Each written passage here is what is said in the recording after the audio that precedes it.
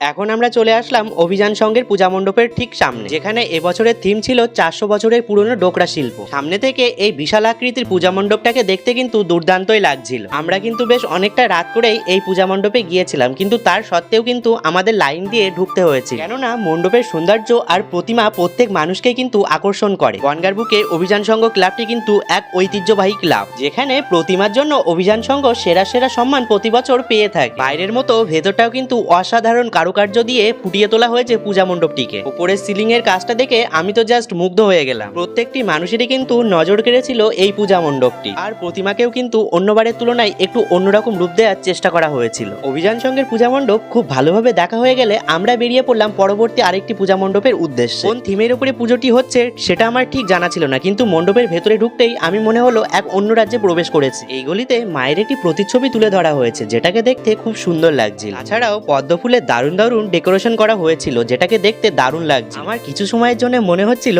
আমি এক রূপকথা রাজ্যে প্রবেশ করেছি। মণ্ডপের সাথে সাথে সামঞ্জস্য রেখে প্রতিমাকেও তৈরি করা হয়েছিল, যেটাকে দেখতে খুব সুন্দর লাগছিল। ওই পূজা মণ্ডপটি ঘোরা হয়ে গেলে আমরা চলে আসি পরবর্তী আরেকটি পূজা মণ্ডপের সামনে। এই মণ্ডপটির বাইরের অংশের ভিডিও আমার কোনো কারণে করা হয়ে ওঠেনি। এই মণ্ডপের প্রতিমাটা যে এতটাই সুন্দর হয়েছে একবারের জন্য চোখ ফেরানো যাচ্ছিল না। প্রতিমাটাকে দেখে তোমাদের কেমন লাগলো কমেন্টে সবাই অবশ্যই জানিও বন্ধুরা।